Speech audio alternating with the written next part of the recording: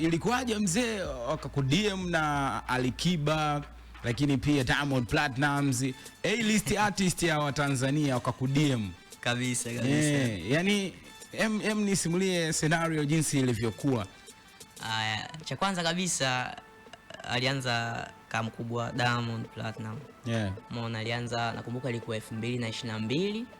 Umeona, ilikuwa asubuhi kama saa 3 hivi. Umeona, ilikuwa alinicheki Instagram. Umeona, akanidm pale akaniambia, unajua kutunga nyimbo zako au unaimbaga covers tu? Unajua sasa nilivyoiona ile sasa, unajua Diamond si wapo wengi kule, uongo pia. Sasa nikaangalia pale, naona kwa kipindi kile alikuwa na followers milioni 15. Umeona, nikaangalia mbona milioni 15. Umeona, afu nikaona pale Simba afu Blue Tick nini, watakuwa mwenyewe huyo. Lakini unajua bwana, mtu mzima kama yule akikudia ndugu yangu lazima utetemeke, lazima.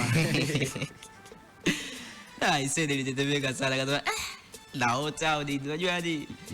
Afu kwa kipindi kile Insta yangu ilikuwa na followers 300. Wachache. Sasa kajiuliza, yani mtu wa milioni 15 na DM account ya followers 300, lazima ushangae.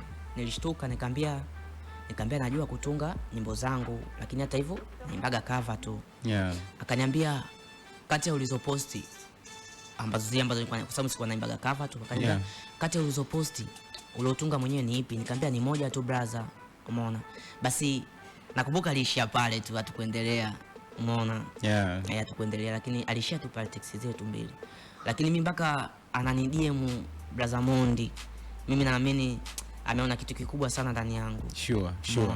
Kwa hiyo nilisemea kwamba kumbe mimi kitu changu kinaonekana, kwa sababu kwa sababu unajua mimi naamini sana Insta ni ngumu sana yani so kama nilipokuwa kule TikTok. Kwa hiyo hadi mpaka Insta mtu mkubwa kama huyo anakuja naona kitu chako. Nilifurahi sana. Na hiyo ni kwa Diamond, lakini pia alikudm na Alikiba. Na Alikiba pia ilikuwa vipi? Brother Alikiba bwana, nakumbuka amenidm mwaka huu 2026.